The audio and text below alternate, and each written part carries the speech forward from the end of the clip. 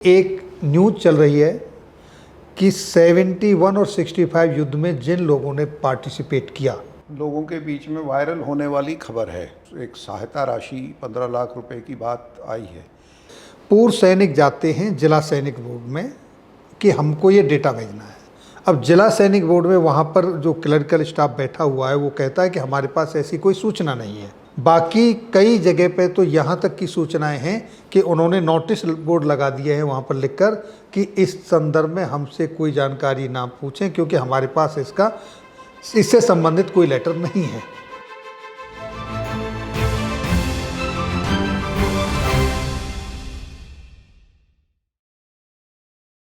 जय हिंद साथियों, आज हमारे साथ हैं कर्नल सुधीर कुमार चौधरी जी। आज हम सर एक ऐसा विषय है जो आज बहुत ही ज़्यादा हॉट विषय बना हुआ है और वायरल हो रहा है पूर्व सैनिकों को लेकर, उस पर चर्चा करेंगे। सबसे पहले तो आपका हमारे स्टूडियो में हमारे व्यूवर्स की तरफ से बहुत बहुत स्वागत। मसला ये है कि एक न्यूज़ चल रही है कि 71 और 65 युद्ध में जिन लोगों ने पार्टिसिपेट किया और उनमें समर सेवा मेडल, पूर्वी स्टार या पश्चिमी स्टार, तीनों में से किसी एक से सम्मानित किए गए हैं। उन पूर्व सैनिकों को, चाहे वो कमीशन्ड ऑफिसर हैं, शॉर्ट सर्विस कमीशन्ड ऑफिसर्स हैं, इमरजेंसी कमीशन्ड ऑफिसर्स हैं, जेसीओ जवान हैं या इवन सिविलियन भी हैं, जिनको सम्मानित किया गया है, वो या उनका स्पाउस, आज जो भी जीवित हैं उनको 15 लाख रुपए से सम्मानित किया जाएगा, वन टाइम ग्रांट, युद्ध सम्मान योजना के तहत। और इसको लेके पूर्व सैनिक बड़े बेचैन हैं, क्योंकि जिला सैनिक बोर्ड में जा रहे हैं वहाँ पर अफसर्स के पास, तो वहाँ कोई इन्फॉर्मेशन नहीं है। और उनके पास आज हमारी सरकार की तरफ से, आपने भी देखा होगा, ऐसा कोई मैकेनिज्म नहीं है कि जवान तक वो इन्फॉर्मेशन पहुँच जाए डायरेक्ट। अब वो ECHS में, CHD में या जिला सैनिक बोर्ड में नोटिस बोर्ड ढूंढ रहे हैं, पता करने की कोशिश कर रहे हैं। झुंझुनू जिला सैनिक बोर्ड की तरफ से एक प्रेस विज्ञप्ति जारी करके अखबार में भी छपाया गया है कि ये डेटा आप लोग भेज दीजिए।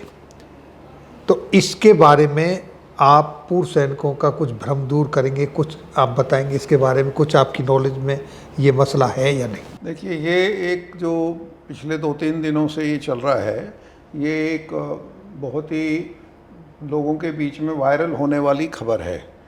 लेकिन ये एक अच्छा कदम है अगर सरकार गंभीरता से इस विषय के बारे में, युद्ध सम्मान जो एक सहायता राशि 15 लाख रुपए की बात आई है, लेकिन इसमें जो 2-3 चीज़ें कुछ क्लैरिफाई होने की और बहुत गंभीरता से समझने की ज़रूरत है। वो ये है कि एक तो ये, क्योंकि बहुत पुराने केसेस हैं, 1971 और 1965 को लगभग 55 साल हो चुके हैं, 60 और 55 के बीच में। तो बहुत कम लोग ही इसके, जिनके बारे में बात हो रही है कि वो उनके स्पाउस या वो सैनिक, उनकी उम्र सब तकरीबन, अगर हम मोटा मोटी मान लें कि 25 साल की एवरेज उस समय आदमी की स्पैन था एज का, जब ये वो लड़ाई लड़ा था, तो वो आज 85 और 90 की रेंज का है। 80 प्लस है। 80 प्लस। तो कितने लोग जीवित हैं, एक तो गंभीर विषय यही है। दूसरा मुद्दा ये है कि सरकार की तरफ से जो ये चिट्ठियां जारी हुई हैं, मैंने इन्हें बड़ा डिटेल में, जैसे आपने बताया कि समर सेवा स्टार, पश्चिमी स्टार, पूर्वी स्टार, 3 मेडलधारी। अब उन मेडल्स के बारे में वो रिकॉर्ड लोगों के पास होंगे जिन्होंने वो मेडल जीते थे। उनके तुरंत खाली समय दिया गया है 25 अगस्त तक का, जो मैं चिट्ठी देख रहा हूँ। तो जनरली हमारा जो अनुभव रहा है सेना में एज ए अधिकारी, मैंने करीब 30 साल काम किया, और अब हम प्रशासन के साथ भी जो राजनीतिक और सामाजिक योजनाएं हैं उन पर काम कर रहे हैं। कम से कम 1 महीने का वक्त दिया जाता है इन सब चीज़ों के लिए, कम से कम, और उसकी अच्छी खासी पब्लिसिटी की जाती है, सूचनाएँ दी जाती हैं, ताकि लोग समय रहते चीज़ों को निकालें।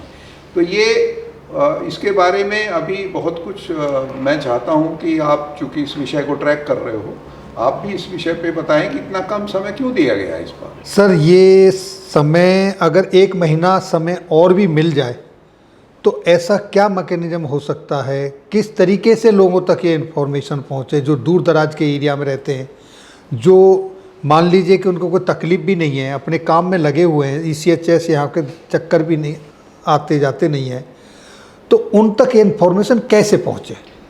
देखिए, इन्फॉर्मेशन पहुंचाने के जो माध्यम हैं बड़े पुराने हमारे पास टाइम टेस्टेड हैं, क्योंकि दूर दराज के ग्रामीण क्षेत्रों में, आदिवासी क्षेत्रों तक, पहाड़ी क्षेत्रों में हमारे लोग रहते हैं सैनिक। सर ये नहीं है खाली शहरों में सोशल मीडिया और हर आदमी इंटरनेट से जुड़ा हुआ, ऐसा नहीं है। नहीं है। कोशिश हुई है कि भाई ये इनकी पहुंच हुई है, लेकिन आपके सबसे जो महत्वपूर्ण साधन है आज भी रेडियो है। रेडियो पे भी इन चीज़ों को अनाउंस किया जाए, टीवी है, तीसरे नंबर पे अखबार हैं, लेटर्स हैं, और माउथ पब्लिसिटी भी है जो हर जगह पे हमारे सैनिकों के सैनिक कल्याण अधिकारी हैं उनके माध्यम से ये पब्लिसिटी हो, ताकि जो दूर दराज के लोग हैं उन तक भी ये सूचना पहुँचे। तो ये चीज़ों का इस्तेमाल होना चाहिए, और निश्चित रूप से इसके लिए एक समय बढ़ाया जाए ताकि लोग सही तरीके से इस योजना का, अगर सरकार गंभीरता से विचार कर रही है, तो फ़ायदा उठा सके। सर इसमें अभी अखबारों में ये चला है, न्यूज़पेपरों में छपा है, ये खबर वायरल हुई है। पूर्व सैनिक जाते हैं जिला सैनिक बोर्ड में कि हमको ये डेटा भेजना है। अब जिला सैनिक बोर्ड में वहाँ पर जो क्लरिकल स्टाफ बैठा हुआ है वो कहता है कि हमारे पास ऐसी कोई सूचना नहीं है। एक एक्सेप्शन है झुंझुनू जिले का, जिन्होंने वहाँ पर ये पब्लिसिटी कराई है। बाकी कई जगह पे तो यहाँ तक की सूचनाएं हैं कि उन्होंने नोटिस बोर्ड लगा दिए हैं वहाँ पर लिखकर कि इस संदर्भ में हमसे कोई जानकारी ना पूछें, क्योंकि हमारे पास इससे संबंधित कोई लेटर नहीं है। तो अब ऐसी स्थिति में वो भ्रमित हो रहे हैं, चारों तरफ घूम रहे हैं। कोई बोलता है कि ये फेक न्यूज़ है, कोई बोलता है ये र्यूमर है। अब अगर ये र्यूमर है, फेक न्यूज़ है, तो एक जिम्मेदार अधिकारी उसको प्रेस विज्ञप्ति दे के अखबार में तो नहीं छपवा सकते, कहीं ना कहीं ये लेटर तो है। अच्छा, दूसरा सर, MOD का कोई लेटर होता है तो ऑनलाइन उसको ट्रैक किया जा सकता है, निकाला जा सकता है, क्योंकि ये इंटरनल डिपार्टमेंटल लेटर्स होते हैं, तो ये ऐसे नेट पर भी नहीं मिलते। ये भ्रम की स्थिति बनी हुई है, इस पर क्या कुछ कहेंगे आप सर?